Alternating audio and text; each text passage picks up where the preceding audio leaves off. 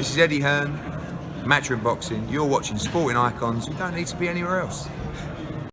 Okay, so March the 9th, Saudi Arabia, Anthony Joshua versus Deontay Wilder in Saudi Arabia.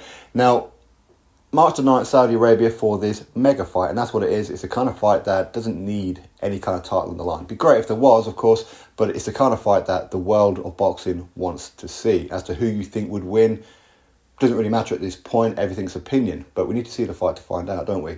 But of course, this is providing Anthony Joshua gets past Otto Wallin next weekend in Saudi Arabia, December 23rd, and Deontay Wilder gets past Joseph Parker on the very same card.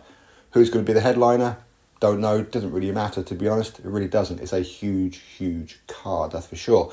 Now, providing, of course, Joshua gets past Wallin and Wilder gets past Parker, no guarantees on either. Both of them could lose. One of them could lose.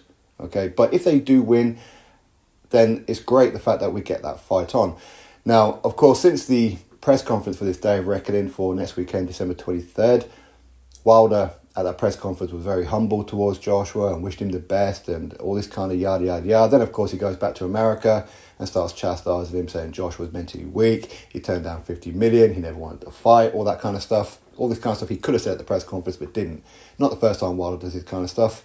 Hey, I guess it's just in his DNA. But, of course, the part that he's leaving out is the fact that this 50 million, again, according to Frank Warren, was coming from BT Sport, a platform Joshua could not fight on at the time due to his contract situation with Sky Sports.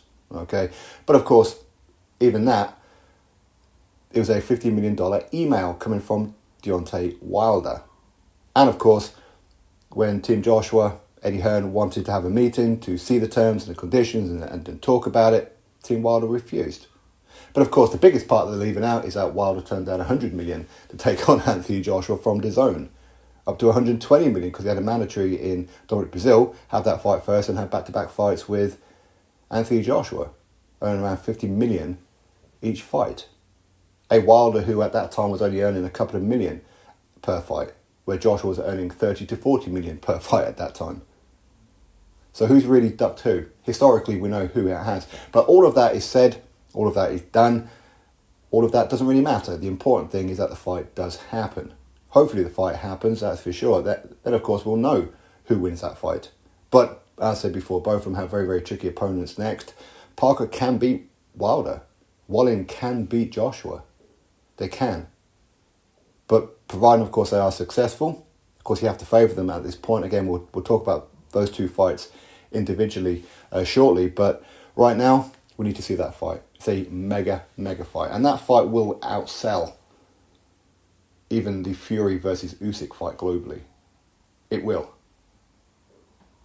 But anyway, we have to get to there first, don't we? Let's see what happens next weekend in Saudi Arabia, December 23rd, with Joshua versus Wallin and Wilder versus Parker. But for now, March the 9th has been penciled in for them two to get it on.